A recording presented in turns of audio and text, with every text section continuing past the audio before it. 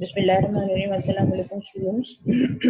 Last जो हमारा lecture हुआ था उसमें आप लोगों को याद होगा कि हमने एक्शन पोटेंशियल और उसके हवाले से जितनी भी जो रेगुलेटिंग मैकेनिज्म्स हैं जो एक्शन पोटेंशियल को रेगुलेट करते हैं वो तमाम हमने कर लिए थे।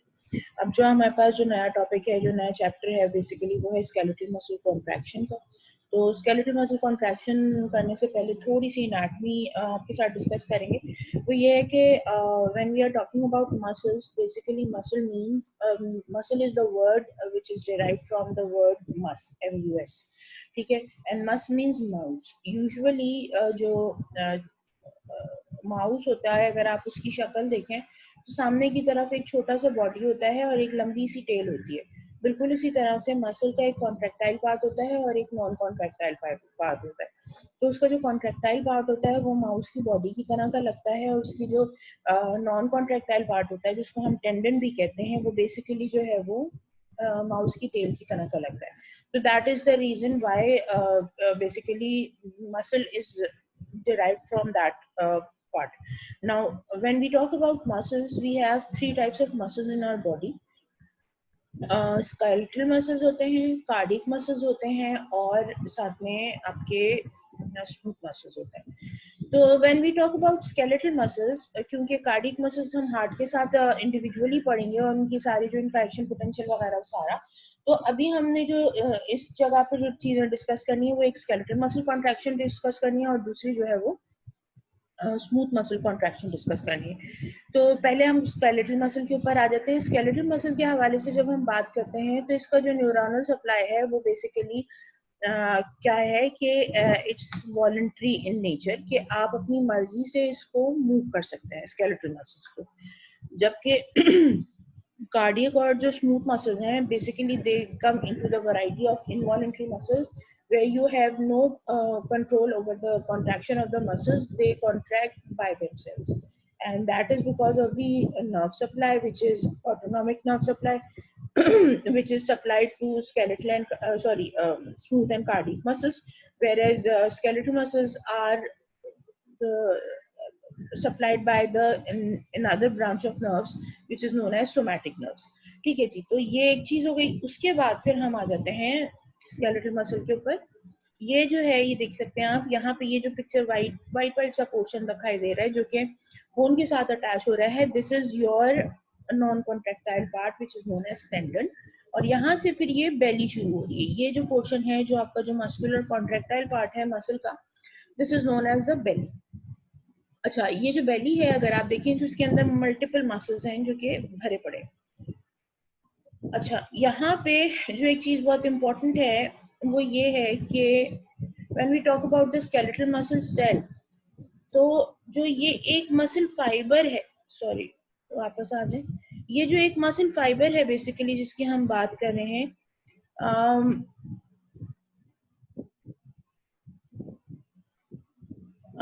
बेसिकली ये तो हो गया पूरा मसल, ये हो गया मसल बंडल, और इन मसल बंडल के अंदर ये है मसल फाइबर।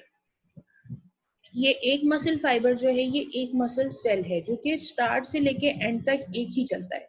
ठीक है, स्केलेटल मसल की ये खासियत है कि skeletal muscles have skeletal muscles are very lengthy. Say for example, अगर मेरा एक मसल है जो कि मेरी हिप बोन से स्टार्ट हो रहा है और वो थाई से गुजरता हुआ, ठीक है, थाई से गुजरता हुआ नी को क्रॉस करता है और नी को क्रॉस करके टिबिया पे जाके इंसर्ट होता है, तो वो जो पूरा मसल ऊपर से लेके नीचे तक चल रहा है उसका जो इंडिविजुअल फाइबर होगा वो एक मसल सेल होगा। तो ये बहुत इंपॉर्टेंट चीज है जो आपको याद रखने वाली बात है कि स्केलेटल मसल्स जो है वो सब जो और बहुत सारी चीजों में जैसे डिफरेंशिएट होते हैं कार्डियक और स्मूथ मसल से, जो मेन सबसे जो इम्पोर्टेंट चीज है वो ये है कि एक मसल फाइबर, स्केलेटल मसल का एक मसल फाइबर एक मसल सेल होता है। वो जो एक मसल सेल होता है वो from the starting till the from the beginning till the ending एक ही रहता है। ठीक है जी। अच्छा, अब वो किस तरह से काम करता है, वो ये कि जाहिर सी बात है इतनी छोटी सी इतना बड़ा सारा है, उसके ऊपर एक न्यूक्लियस तो नहीं होगा।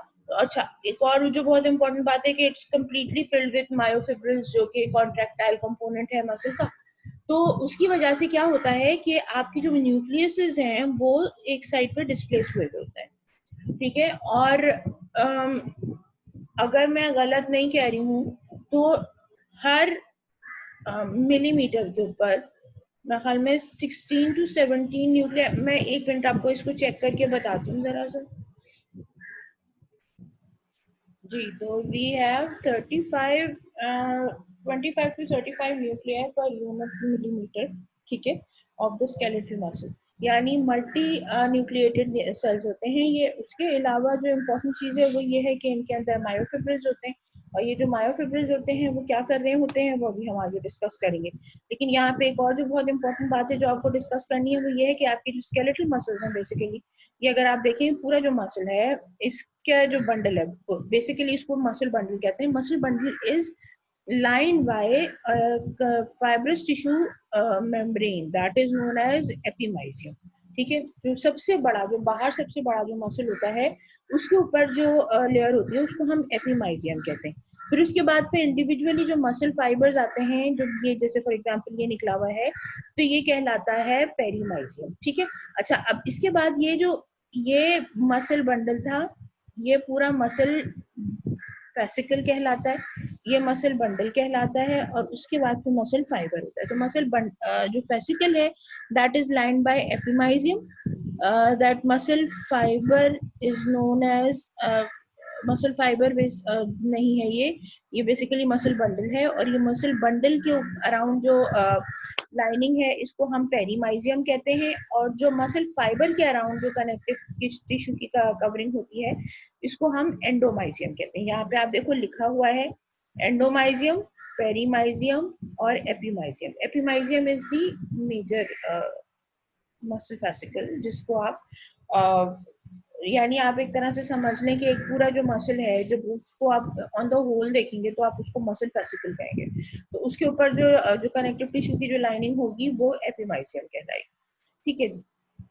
अच्छा, इसके बाद फिर जब हम यहाँ पे स्केलेटल मसल्स के ऊपर आते हैं तो स्केलेटल मसल्स में अब ये इसकी जो फर्दर डिवीजन है वो हम बात करेंगे। फॉर एग्जांपल ये एक मसल है जो कि डेल्टोइड के नीचे मौजूद है, इसमें से एक पोर्शन उन्होंने काट के निकाला है तो ये ऐसा दिखाई दे रहा है। ये मसल फेसिकुलस है, फेसिकुलस के अंदर से आपने मसल फाइबर निकाला। अब मसल फेसिकुलस के अंदर से जब मसल फाइबर निकाला तो अब ये देखिए यहाँ पे न्यूक्लियस नजर आ रहा है, यानी ये एक मसल फाइबर है सिंगल, जिसकी मैं बात कही थी कि फॉर एग्जांपल यहाँ से स्टार्ट होकर यहाँ पे एंड हो रहा है तो यहाँ से यहाँ तक जो पूरा एक है एक मसल फाइबर जो है वो एक मसल सेल कहलाएगा। अच्छा, इस मसल फाइबर के अंदर से फिर आपको क्या मिल रहा होता है, मायोफिब्रिल्स मिलते हैं, ठीक है जी। This is a myofibril.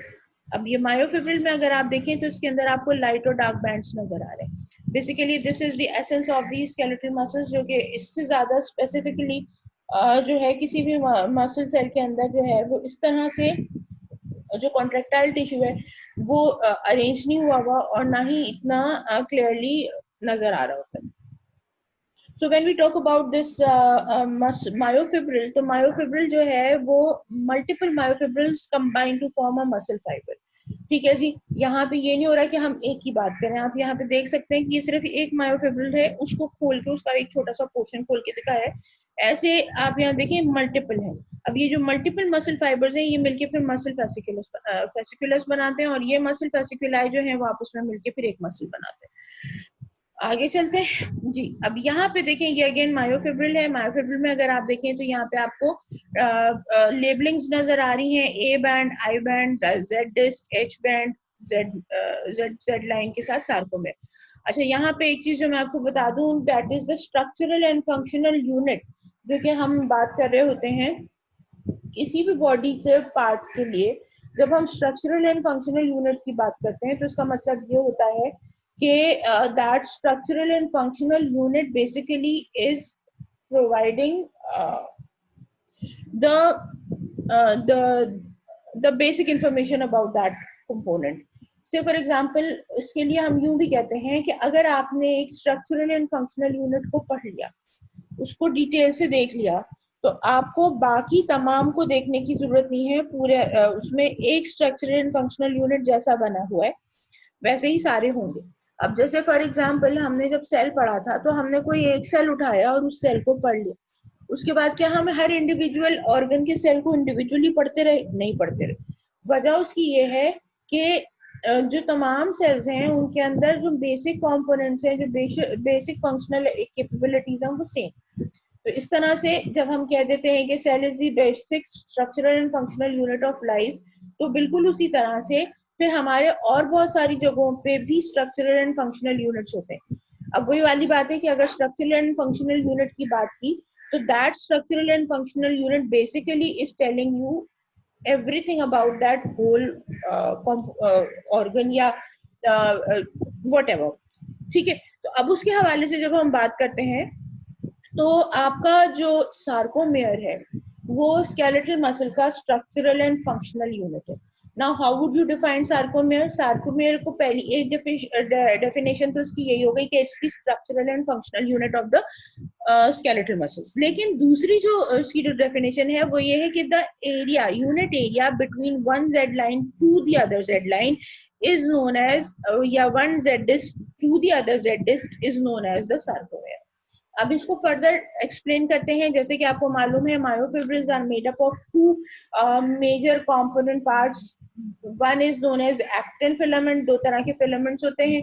One is known as the light chain which is known as actin filament and the other one is known as the heavy chain which is known as the myosin filament. ठीक है जी। अच्छा, अब जब इसके बाद हम बात करते हैं इसके हवाले से, तो अब आप यहाँ पे देख सकते हैं कि ये एक लाइन नजर आ रही है आपको। इस लाइन के साथ अगर आप देखें तो थिन फिलामेंट्स जो है वो अटैच हुई हुई है दोनों साइड पे। इस तरह की जो लाइन है इसके ऊपर थिन फिलामेंट्स अटैच हुई हुई है। नाउ दिस बेसिक लाइन जो कि ब्लैक लाइन सेंटर में नजर आ रही है, this black line is known as a Z disc. ठीक है जी, दोनों तरफ ये जेड डिस्क मौजूद है और इसके ऊपर क्या है, लाइट चेन यानी एक्टिन फिलामेंट्स जो है वो अटैच हुई हुई। Now these actin filaments basically are then dispersing on either sides of the Z disc। ठीक है, अगर आप देखो यहाँ पे भी मायोफिलामेंट निकल रही है, यहाँ पे भी मायोफिलामेंट निकल रही है। ठीक है, अच्छा अब ये लाइट चेन है। अब आप देख सकते हैं कि साथ में इनके हैवी चेन्स जो है वो आ रही हैं। Now these heavy chains are known as the myosin filaments। ठीक है, ये myosin filaments का जो सेंटर है जहाँ पे तमाम myosin filaments एक जैसी थिकनेस के साथ अरेंज हुई हुई है, this area is known as Z disc, sorry H disc। ठीक है जी। अच्छा, अब यहाँ पे एक पोर्शन अगर आप देखें तो यहाँ पे एक पोर्शन है जहाँ पे आपको मायोसिन फिलामेंट्स खाली दिखाई दे रहे हैं। यहाँ पे आपको एक्टिन एंड मायोसिन फिलामेंट्स की कॉम्बिनेशन नहीं दिखाई दे रहा। ठीक है, तो जब ये कॉम्बिनेशन यहाँ मौजूद नहीं है तो वो पूरा पोर्शन, ये इस वक्त जो पूरा मसल फाइबर दिखाया है इन्होंने, ये रिलैक्स फॉर्म में दिखाया है। ठीक है, तो अब ये जो रिलैक्स मसल है इसमें अगर आप देख सकते हैं कि कुछ पोर्शन है जहाँ पे एक्टिन मायोसिन फिलामेंट्स ओवरलैप हो रही है, कुछ पोर्शन है जहाँ पे एक्टिन फिलामेंट्स खाली है और कुछ भी नहीं है, और कुछ पोर्शन ऐसा है जहाँ पे खाली मायोसिन फिलामेंट्स है और कुछ भी नहीं है। तो जो पोर्शन जहाँ पे खाली मायोसिन फिलामेंट है that is known as the H band. ठीक है जी, वो पोर्शन जहाँ पे खाली एक्टिन फिलामेंट्स मौजूद हैं, खाली एक्टिन फिलामेंट्स मौजूद हैं, that is known as your I band. ठीक है, यानी इस जगह से इसको हम एक काम ये भी कर सकते हैं कि मैं आपके साथ एक पिक्चर शेयर करती हूँ, मैं उसमें आपको ज्यादा बेहतर तरीके से बता सकूंगी। से फॉर एग्जाम्पल मैं ये कह रही हूँ, ये मैंने बनाया। ठीक है जी, अब यहाँ पे आप देखो कि ये जो पोर्शन है, सॉरी मैं आपके साथ स्क्रीन शेयर किए बगैर ये काम कर रही हूँ। ये देखिए, ये स्क्रीन शेयर हो गया आपके साथ। यहाँ पे एक पिक्चर, ये आपके साथ वही वाली पिक्चर दोबारा से शेयर हुई है, लेकिन यहाँ पे अब ये कि मैं इसके ऊपर हाथ इस्तेमाल कर सकती हूँ। अब आप ये देखो, ये जो जगह है यहाँ से यहाँ तक,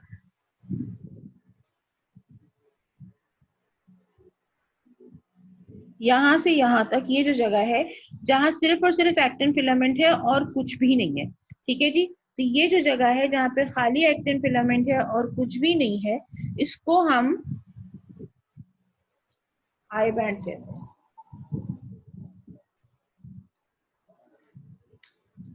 ठीक है जी, वो एरिया जहाँ पे सिर्फ एक मायोसिन फिलामेंट्स है वो एच बैंड कहलाता है। ठीक है जी। उसके बाद वो एरिया जहां पे एक्टिन मायोसिन फिलामेंट्स एक दूसरे के साथ मौजूद है इंक्लूडिंग एच बैंड, ठीक है जी। ये पोर्शन एक्टिन मायोसिन फिलामेंट्स और खाली एक्टिन फिलामेंट्स का जो एच जोन है, दोनों मिला के ये जो पूरा पोर्शन है ये कहलाता है ए बैंड, ठीक है। तो अब आपके पास क्या हुआ, दो बैंड हो गए, ए बैंड आई बैंड।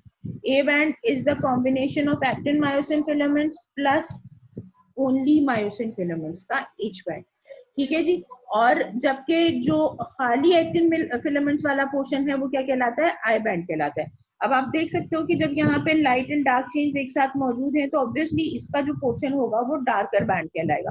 तो हम जो लाइट एंड डार्क चेन्स की बात करते हैं स्केलेटल मसल्स के अंदर, तो ये जो है ये डार्कर पोर्शन है जो ए बैंड है, आई बैंड जो है वो लाइटर पोर्शन है, जो एक्टिन मायोसिन फिलामेंट्स की वजह से जो लाइट एंड डार्क स्ट्राइएशंस आ रही होती हैं, बेसिकली ये उसको डिपिक्ट कर रहा है। इसके बाद जो जेड लाइन है, ये एक जेड लाइन से लेके दूसरी जेड लाइन तक ये जो पूरा पोर्शन है इसको हम सार्कोमेयर कहते हैं। इसका मैं कलर चेंज कर दूं तो मेरा ख्याल है आप लोगों को ज्यादा बेहतर तरीके से समझ जाएगा।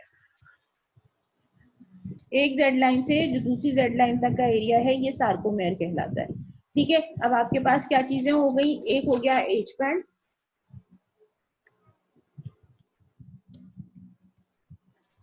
दूसरा हो गया जेड लाइन, तीसरा हो गया ए बैंड, चौथा हो गया I band. As band only myosin, I band only actin, ठीक है। जेड लाइन ऑब्वियसली आपको मालूम है वर्टिकल लाइन,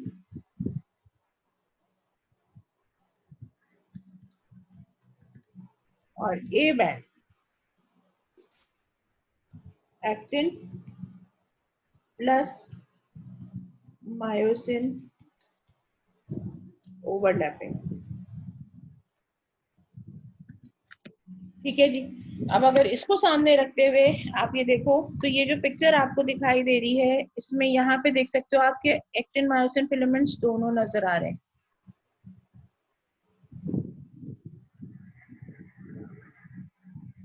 ठीक है जी। ये एक्टिन मायोसिन दोनों नजर आ रहे हैं, तो ये क्या हो गया, ए बैंड। खाली मायोसिन फिलामेंट्स एच बैंड, ठीक है जी।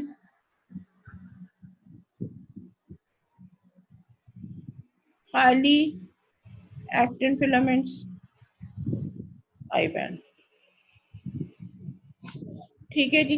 अच्छा, अब इसमें जो एज जोन बनाया है इन्होंने वो ये है कि एक दूसरे के साथ ये कम्युनिकेशन हुए हैं, और एक पोर्शन ऐसा भी है जहां पे कम्युनिकेशन के बगैर खाली मायोसिन फिलामेंट्स है। तो ये जो पोर्शन है ये भी आप मतलब बेसिकली इसी पोर्शन में ही आ जाएगा, ठीक है। यानी यहाँ पे ये वो बिल्कुल सेंटर वाला पोर्शन है जो यहाँ पे देखो, ये जो पोर्शन है ये यहाँ से लेके इसको हम यूं कर लेते हैं, यहाँ से लेके यहाँ तक, ठीक है।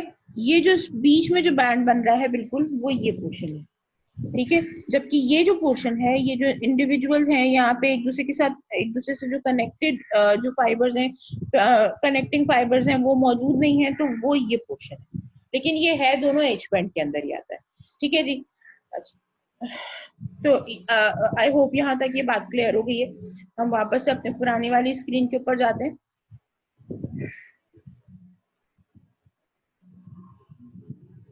ठीक है जी। तो ये होप आपके समझ में आ गया। तो this is myosin filament, this is actin filament. अब ये इनकी अपीयरेंस कैसी होती है, अब यहाँ पे आप देख सकते हैं कि ये एक्टिन फिलामेंट्स है। एक्टिन फिलामेंट्स ये वाली, ये जो बारीक वाली हैं ये एक्टिन फिलामेंट्स हैं जो कि आपको एक दूसरे के साथ डीएनए के डबल हेलिकल स्ट्रक्चर की तरह की दिखाई दे रही है। लेकिन जो इम्पोर्टेंट चीज है वो मायोसिन है। अगर आप ये देखो, इट इज अ मल्टीमेरिक यूनिट, यानी ढेर सारे इसके अंदर फाइबर्स हैं जो एक दूसरे के साथ लगे हुए हैं। आपने कभी गोल्फ की जो बॉक्स होता है उसके अंदर गोल्फ की जो वो जो रॉड होती है वो देखिए, जब अगर एक साथ एक दूसरे के ऊपर ढेर सारी रॉड्स लगा दी जाए फिर उनको ग्रेजुएशंस में लगाया जाए तो बीच में क्या होगा कि उनके जो क्लब्स होंगे, जो उनका जो मुंह की तरह का पोर्शन है वो बाहर की तरफ निकला हुआ होता है और जो उनकी जो रॉड्स होती हैं वो अंदर की तरफ गई हुई होती हैं। अगर उसको आपने कभी उस अरेंजमेंट को देखा हो तो एग्जैक्टली जो मायोसिन फिलामेंट है वो वैसी ही अरेंजमेंट दिख रही है। देखिए यहाँ पे इसका क्लब निकला हुआ है बाहर की तरफ और बाकी का जो है वो जो लंबा पोर्शन है वो अंदर की तरफ गया हुआ है और ऐसा हर थोड़ी थोड़ी देर के बाद जो है वो इस तरह से मायोसिन फिलामेंट जो है उसके अंदर हेड्स बने हुए। अब ये जो बेसिकली जो कंपोनेंट है इंडिविजुअली अगर इसको आप देखें तो ये मायोसिन मॉलिक्यूल कहलाता है और मायोसिन मॉलिक्यूल्स कंबाइन करके मायोसिन फिलामेंट्स बनाते हैं। Now one myosin molecule is made up of two basically component parts, यानी दो प्रोटीन चेन से मिलकर एक मायोसिन मॉलिक्यूल बनता है। ठीक है जी। और वो जो है एक लाइट चेन होती है जो कि मीरोमायोसिन, लाइट मीरोमायोसिन कहलाती है और एक हैवी चेन होती है जो कि हैवी मीरोमायोसिन कहलाती है and that is the head portion of the myosin filament as well. ठीक है। इसकी अगर मैं आपको ये पिक्चर देखो, ये आपको ज्यादा बेहतर तरीके से इसमें समझ में आएगा। दो हैवी चेन्स होती हैं जो आपस में एक दूसरे के साथ जुड़ी हुई होती हैं और इसी तरह से इन हैवी चेन्स की आगे जो कॉम्बिनेशन है उसके साथ दो दो लाइट चेन्स दोनों तरफ हेड पे लग जाती हैं। तो this is the tail of the myosin filament where is this is the head of the myosin filament. ठीक है। वापस इसी पिक्चर पर आते हैं। एग्जैक्टली ये वही चीज है लेकिन यहाँ पे इन्होंने स्कीमेटिकली बताया हुआ है, यहाँ पर इन्होंने इसको इंडिविजुअली करके बताया। तो बेसिकली क्या हो रहा है कि अगर आपसे एक मायोसिन फिलामेंट के बारे में पूछा जा रहा है, मायोसिन मॉलिक्यूल के हवाले से जब हम बात कर रहे हैं तो मायोसिन मॉलिक्यूल में दो हैवी चेन्स होती हैं, दो लाइट चेन्स होती हैं, चार लाइट चेन्स होती हैं। ठीक है जी। इसका एक टेल पोर्शन होता है, ये टेल पोर्शन है, ये हेड पोर्शन है।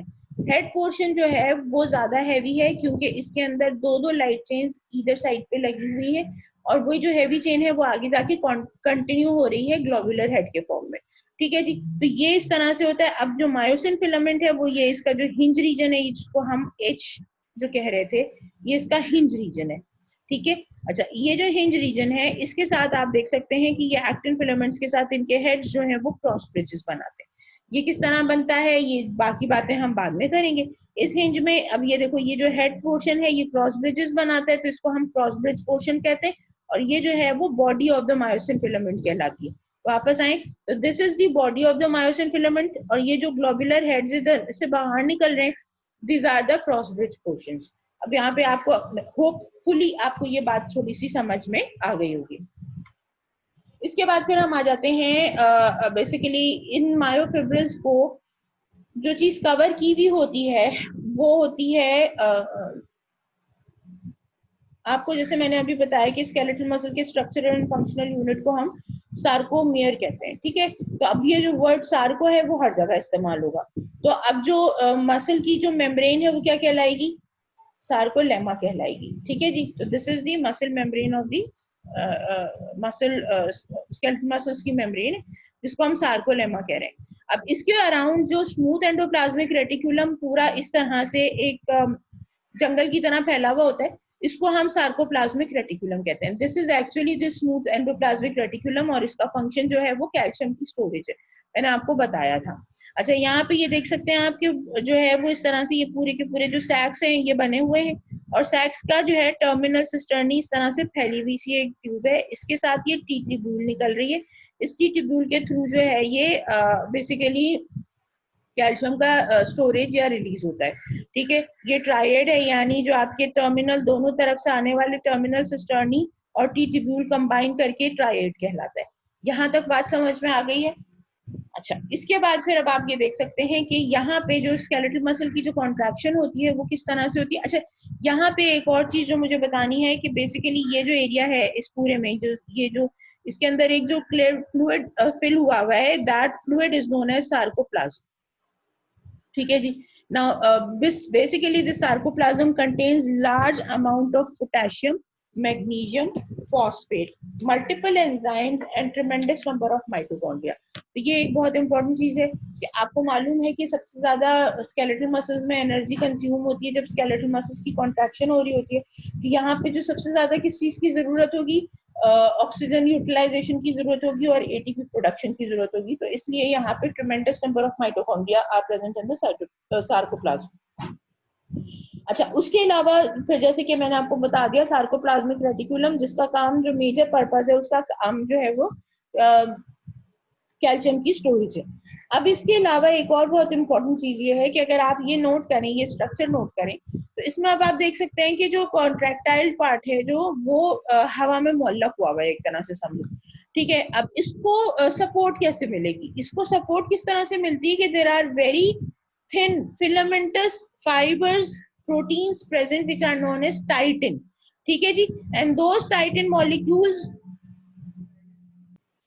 ये जो टाइटन माइक्रोफिलामेंट्स होते हैं, इनका काम क्या होता है बेसिकली कि ये जो जो फाइबर जो हैंग कर रहे होते हैं सार्कोप्लाज्म के अंदर, इनको आपस में बिल्कुल बंद तो नहीं किया जा सकता ऑब्वियसली, क्योंकि इनका मूवमेंट होना है, लेकिन इसको अपनी जगह पे इन प्लेस रखने के लिए कि ये बिल्कुल अपनी जगह से डिस्प्लेस ना हो जाए, उसके लिए ये जो प्रोटीन है टाइटन प्रोटीन, वो बेसिकली मेजर पर्पस सर्व करता है by keeping them in place, ठीक है जी। तो ये दो तीन चीजें थी जो आपको यहाँ पे बतानी थी कि एक तो ये कि sarcoplasm is that fluid containing cytoplasm present between these myofibrils, जो कि एक तो ऑब्वियसली उसको रखता होगा अपनी प्लेस पे भी और उसकी जो इजी मोशन है उसको भी हेल्प आउट करता होगा, और साथ में जो है वो टाइटन प्रोटीन्स होते हैं जो कि इनको अपनी प्लेस पे रखने की कोशिश करते हैं।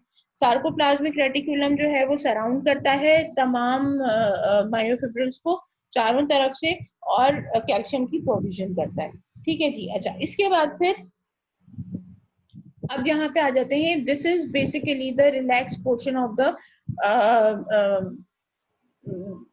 Relax portion of the muscle, जबकि ये जो है ये contracted portion of the muscle है। आप यहाँ पे देख सकते हैं ये थोड़ी सी पिक्चर थोड़ी सी ज्यादा बन गई है। यहाँ पे यूजुअली जो एक्टिन एंड मायोसिन फिलामेंट्स जो होते हैं वो इस तरह से ओवरलैप तो किए होते हैं, लेकिन एक्टिन फिलामेंट्स इस तरह ओवरलैपिंग सिर्फ और सिर्फ कॉन्ट्रैक्शन के टाइम पे करते हैं। ये रिलैक्स में भी ओवरलैपिंग जो शो हो रही है ये बेसिकली इस तरह से ये स्ट्रक्चर नहीं होता, जो अब दिखाया गया है वो तो इसी तरह बताया गया। अच्छा, अब इसके बाद फिर ये जो स्ट्रक्चर है ये बहुत इंपॉर्टेंट है, अगेन ये पहले आपको पता चल जाए, उसके बाद फिर जो इसकी जो कॉन्ट्रैक्शन वाला पार्ट है वो हम इसको डिस्कस करेंगे। ये किस तरह से है कि देखो, एक्टिन फिलामेंट्स जो होते हैं इसके तीन कंपोनेंट पार्ट्स होते हैं, troponin, tropomyosin, troponin complex, tropomyosin complex, ठीक है। एक चीज और होती है इसमें,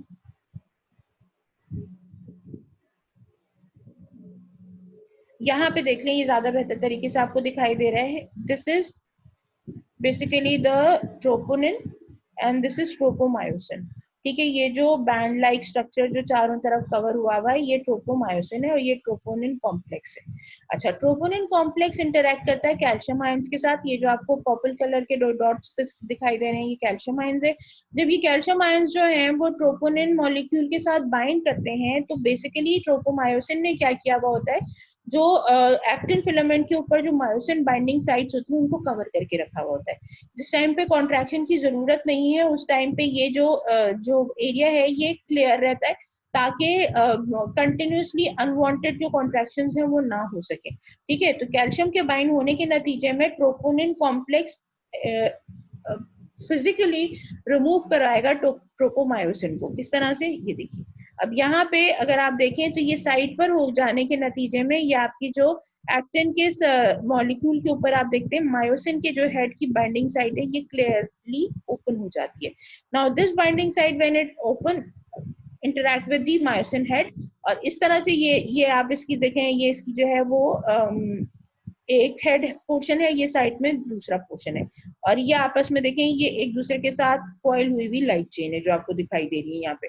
तो ये इस तरह से जो है ये बाइंडिंग साइट ओपन होती है और फिर हेड जो है वो इंटरैक्ट करता है, और इस हेड के इंटरैक्शन के नतीजे में क्या होता है कि फिर आपकी जो क्रॉस ब्रिज बन जाता है, और क्रॉस ब्रिज बनने के बाद फिर मूवमेंट होती है जिसकी वजह से आपकी मसल कॉन्ट्रैक्शन हो पाती है। तो ठीक है जी, तो ये एक पोर्शन हो गया। ये इसकी जो है वो बाइंडिंग साइट है जो कि ओपन होती है जब ट्रोपोमायोसिन जो है वो साइड पे हट जाता है। तो ठीक है।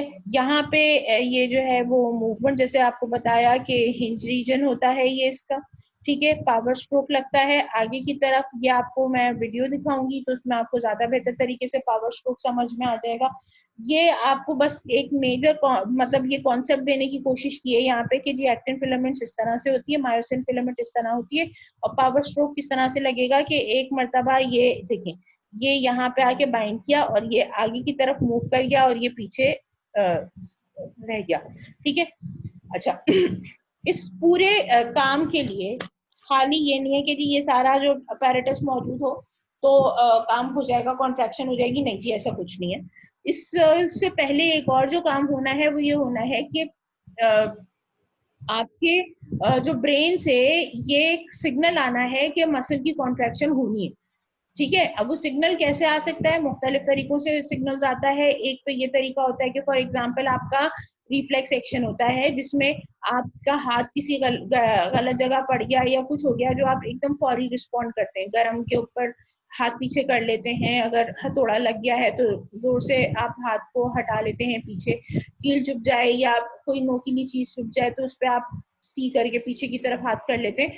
तो this is basically the reflex action जिसमें आपको सोचना नहीं पड़ता, आप पहले काम कर लेते हैं, क्योंकि ब्रेन सोचने के बाद जब कमांड भेजेगा तो बहुत देर हो चुकी होगी उस तमाम काम को के दरमियान में, ठीक है जी। तो इस तरह से इसको जो है चीज पूरी करने के लिए आपके पास ब्रेन की तरफ से सिग्नल्स आते हैं और वो ब्रेन की तरफ से सिग्नल्स आके नर्व टर्मिनल पे लगते हैं और ये नर्व टर्मिनल के ऊपर जो है ये फिर आपका जो न्यूरोट्रांसमीटर है वो रिलीज होता है इन दीज पोर्शंस। ये जो न्यूरॉन के साथ जो मसल का इंटरेक्शन होता है इसको एनएमजे यानी न्यूरोमस्कुलर जंक्शन कहते हैं। अब ये जो न्यूरोमस्कुलर जंक्शन होता है इसमें क्या होता है कि ये आपकी जो प्री साइनेप्टिक मेम्ब्रेन कहलाती है या प्री जंक्शन मेम्ब्रेन है, ये पोस्ट जंक्शनल मेम्ब्रेन कहलाती है, यहाँ पे रिसेप्टर्स मौजूद होते हैं और ये रिसेप्टर्स एसिटाइलकोलिन डिपेंडेंट होते हैं, यानी एसिटाइलकोलिन आएगी इनके साथ बाइंड करेगी तो ही आगे कुछ हो पाएगा, अदरवाइज जो जो एक्टिविटी है वो रुक जाएगी। Now, these acetylcholine dependent receptors basically are the sodium channels. Acetylcholine इनके साथ बाइंड करेगा, बाइंड करने के नतीजे में आपका जो है सोडियम चैनल ओपन हो जाएगा और सोडियम का इन्फ्लक्स शुरू हो जाएगा। उस सोडियम के इन्फ्लक्स के नतीजे में एक्शन पोटेंशियल जनरेट होता है। यहाँ पे आप इसको और बेहतर तरीके से देख सकते हैं कि basically this is the nerve terminal, nerve terminal पे कैल्शियम चैनल ओपन होते हैं, इसकी अभी मैं वीडियो दिखाऊंगी आपको, बहुत क्लियरली ये चीजें समझ में आ जाएंगी। कैल्शियम का इन्फ्लक्स होता है, कैल्शियम के इन्फ्लक्स के नतीजे में, अच्छा एक बात यहाँ हमेशा याद रखिएगा, हमारी बॉडी में कैल्शियम की जो जरूरत है वो दो वजूहात के लिए है। पहली जो वजह है वो ये है कि अगर कैल्शियम मौजूद नहीं होगा तो किसी भी किस्म के मसल की कॉन्ट्रैक्शन नहीं हो सकेगी, पहली चीज। दूसरी चीज ये कि अगर कैल्शियम मौजूद नहीं होगा तो आपकी बॉडी में जो भी स्टोर्ड मटेरियल है वो सेव नहीं हो सकेगा।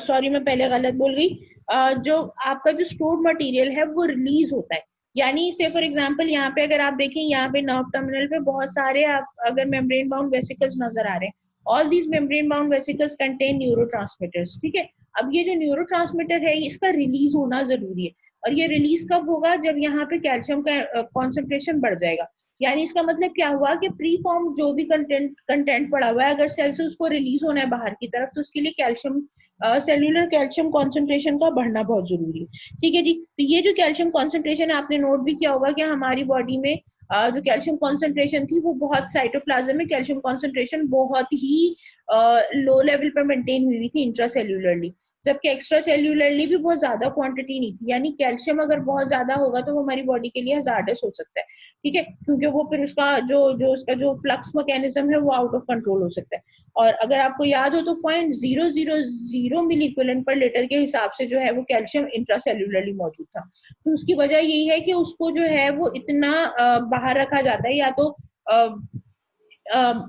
स्मूथ एंडोप्लाज्मिक रेटिकुलम या माइटोकॉन्ड्रिया के अंदर रखा जाता है या सेल से बाहर रखा जाता है। साइटोप्लाज्म के अंदर कैल्शियम जो है वो हर वक्त मौजूद नहीं रहता, क्योंकि वो जो है वो फिर अनवांटेड मूवमेंट्स या अनवांटेड रिलीज ऑफ केमिकल्स करवा सकता है, ठीक है। तो इसका मतलब क्या हुआ कि जब भी कैल्शियम अंदर आएगा तो जो पहले से स्टोर्ड मटेरियल पड़ा हुआ है वो रिलीज हो जाएगा। तो यहाँ पे भी यही होता है कि यहाँ पे स्टोर्ड मटेरियल पड़ा हुआ होता है, लेकिन जब तक कि कैल्शियम का इन्फ्लक्स नहीं होगा न्यूरोट्रांसमीटर रिलीज नहीं होंगे, न्यूरोट्रांसमीटर रिलीज होने के बाद वही आपका जो तरीका होता है, सोडियम का इन्फ्लक्स होगा जो कि एक्शन पोटेंशियल जनरेट करवाएगा, वो पूरा का पूरा इंतजाम होता है। अच्छा, यहाँ पे एक और चीज आपको साथ ही बता दूं ताकि वो आगे आप लोगों को प्रॉब्लम नहीं करेगी, वो ये है कि जो एसिटाइलकोलिन जब रिलीज होता है तो इसका जो फंक्शन होता है वो फ्रैक्शन ऑफ अ सेकंड के अंदर खत्म हो जाता है। और उसकी वजह क्या है, दो वजूहत हैं। एक तो ये कि रिफ्लक्स, मतलब ये दोबारा से जो है वो रीअपटेक हो जाता है, जो न्यूरोट्रांसमीटर फॉर्म न्यूरोट्रांसमीटर होता है उसको वापस से जो है वो सेल के अंदर जो प्री साइनेप्टिक मेम्ब्रेन है वहां से अंदर ले लिया जाता है। लेकिन कभी कभी एक और भी काम होता है, और वो काम क्या होता है कि यहाँ पे एक एंजाइम मौजूद है एसिटाइलकोलिन ईस्टेज, जो कि इसी क्लेफ्ट के अंदर ही मौजूद रहता है। फ्रैक्शन ऑफ अ सेकंड के अंदर ये एसिटाइलकोलिन को ब्रेक कर देता है, और उसके नतीजे में जो एसिटाइलकोलिन का जो फंक्शन है वो मिली सेकेंड्स के अंदर अंदर कंप्लीट होके खत्म हो जाता है। यहाँ तक बात समझ में आ गई? कोई चीज कंफ्यूज तो नहीं कर रही?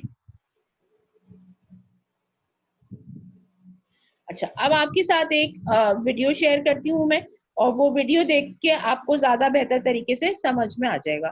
ठीक है, एक सेकंड दीजिएगा मुझको।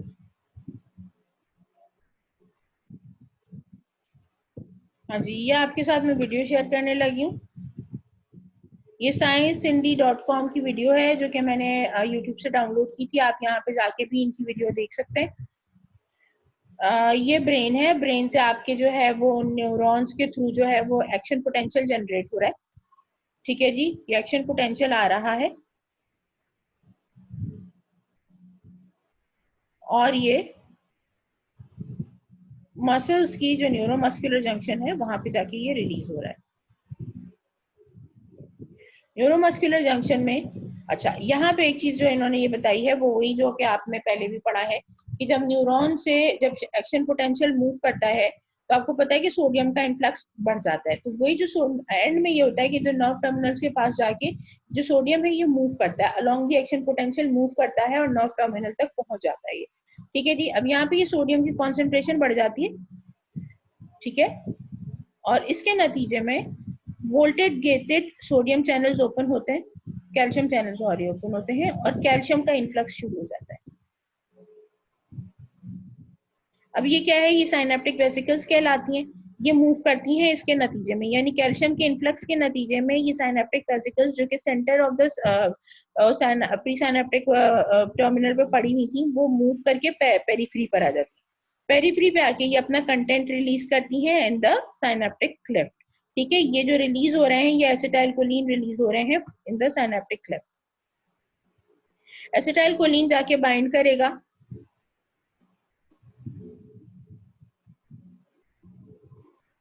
एसिटाइलकोलिन मीडिएटेड रिसेप्टर्स के साथ। जब इस पे एसिटाइलकोलिन की बाइंडिंग हो जाती है तो ये रिसेप्टर जो कि अभी सोडियम के लिए बंद था और सोडियम को नहीं जाने दे रहा था, ligand gated sodium ion channels, acetylcholine के बाइंड होने के नतीजे में गेट ओपन हो जाता है और सोडियम का इन्फ्लक्स शुरू हो जाता है।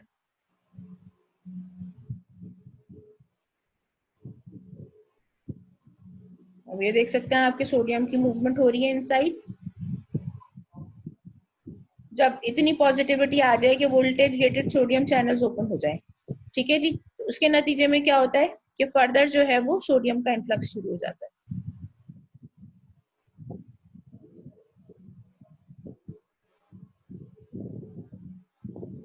ऑब्वियसली जैसे न्यूरॉन्स में एक्शन पोटेंशियल मूव कर रहा था बिट बाय बिट, इसी तरह से ये खुला हुआ है, पीछे से मजीद आगे फर्दर जो सोडियम चैनल्स हैं वो खुलते चले जाते हैं।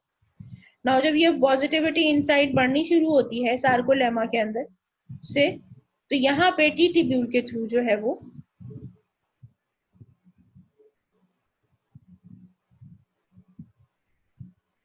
ये आपका क्या हो रहा है, सार्कोप्लाज्मिक रेटिकुलम से कैल्शियम का रिलीज होता है इस पॉजिटिविटी के नतीजे में।